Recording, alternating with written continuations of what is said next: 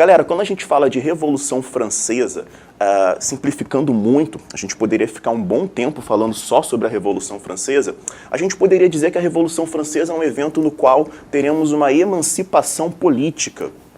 Nessa Revolução Francesa, o que é isso aqui? O que tinha antes dessa Revolução Francesa? Antes dessa Revolução Francesa, nós tínhamos o que nós vamos chamar de absolutismo.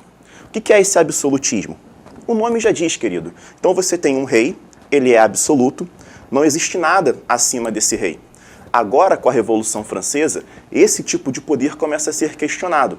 A Revolução Francesa é uma revolução baseada na filosofia iluminista. Essa Revolução Francesa começa a colocar em xeque esse poder político.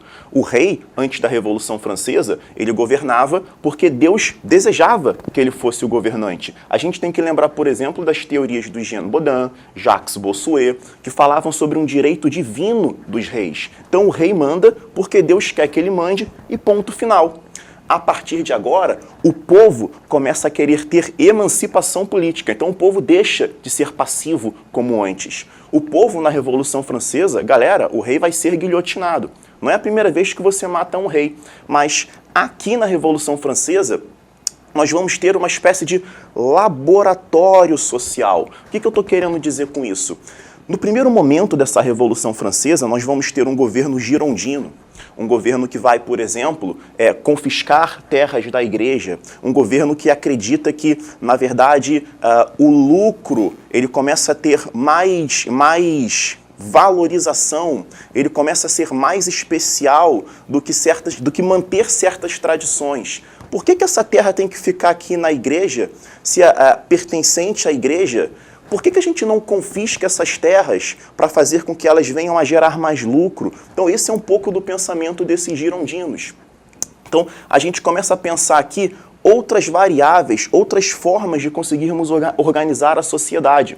Só que esses girondinos, eles tiveram o seu poder contestado pelos jacobinos. Esses jacobinos tinham um outro modelo de sociedade. Então a gente começa a perceber aqui essa divisão entre girondinos, jacobinos. Os girondinos pensando, porque eles confiscam as terras, mas eles não fazem reforma agrária para dar terra para os mais pobres. Já os jacobinos, eles pensam um outro modelo.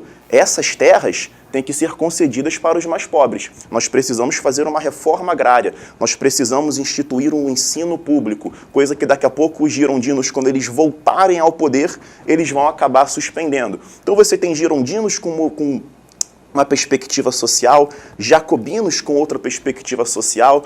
Essa divisão de opiniões sobre como devemos organizar a nossa sociedade é fundamental para a gente começar a entender aqui o surgimento da sociologia.